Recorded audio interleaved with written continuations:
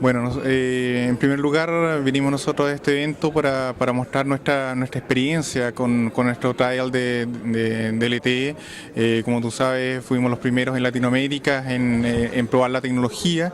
Eso significó adquirir mucha experiencia que quisimos venir a mostrarla y compartirla con los demás operadores.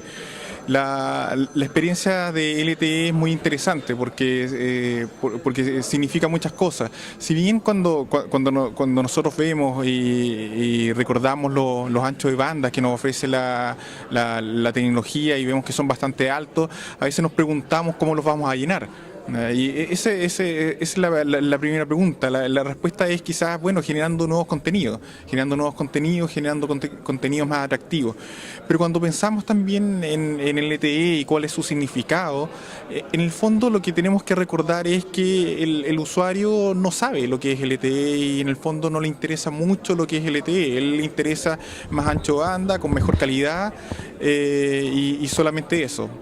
Entonces, es nuestro desafío como operadores entregar ese ancho de banda buscando la mejor tecnología. ¿Y qué significa para nosotros?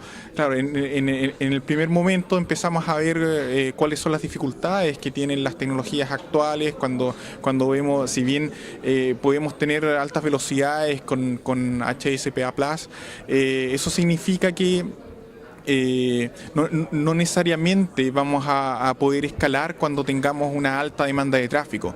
Vamos a seguir bajando los costos de nuestra red, pero va a haber un momento en que el despliegue que tengamos que tener en nuestra red sea muy denso.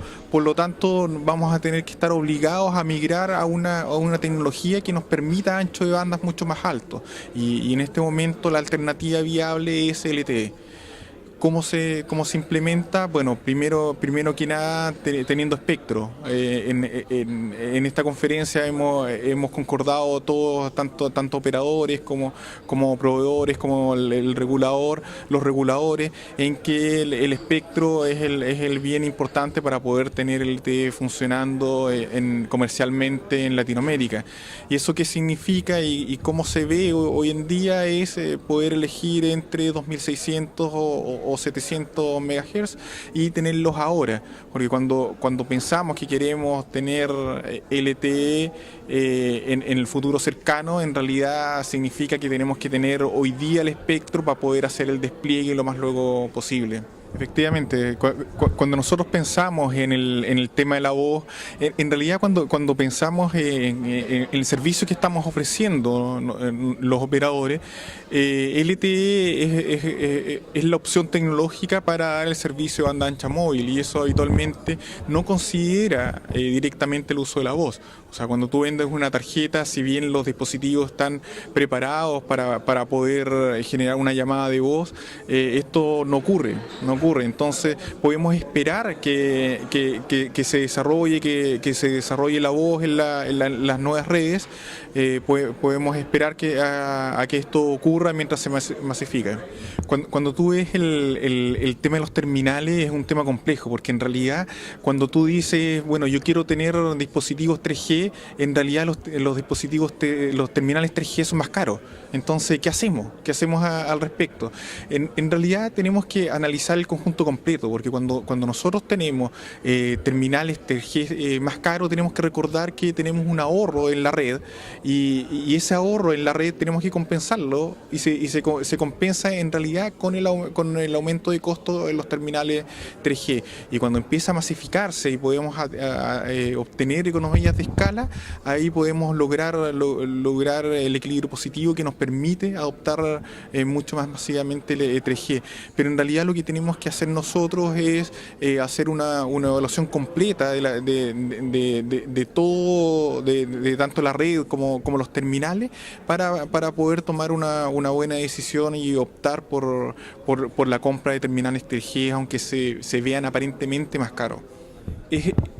A ver, ese es un problema real. O sea, cuando nosotros empezamos a ver la información, incluso que nos dan los vendors, ellas dicen habitualmente, mira, si en realidad a medida que va aumentando el tráfico, tú bajas el costo por megabyte. pero en realidad si nosotros analizamos lo que ocurre es que sí, efectivamente baja el costo por megabyte, pero los usuarios consumen más megabytes. Entonces en realidad el costo por usuario definitivamente aumenta. Entonces, ¿qué es lo que tenemos que hacer nosotros? Es ver cómo hacer que ese costo o el uso de megabytes o el uso de, en realidad, de kilobits por segundo que consumen los usuarios baje, pero aumente el consumo del usuario. O sea, el costo real que nosotros tenemos los operadores es en función de la intensidad de uso, de los kilobits por segundo que consuman los usuarios. Si nosotros mantenemos un nivel equilibrado, si nosotros incentivamos el uso en las horas valles del servicio, vamos a tener clientes más satisfechos, clientes con alto uso del servicio, pero a bajos costos. Bueno, eso está efectivamente relacionado con el tema de costos que estábamos conversando recién, porque en realidad cuando parte el negocio se empiezan a ofrecer los planes con tarifa plana y si nosotros analizamos efectivamente tienen retorno, pero los usuarios empiezan a aumentar su tráfico rápidamente, vemos que crece y empezamos a llegar a un punto en que estamos al borde de la rentabilidad del servicio. O sea, si nosotros no tenemos cuidado en lo que estamos haciendo, llegamos al punto en que nuestros usuarios nos cuestan más y no tenemos ningún ingreso por tenerlo.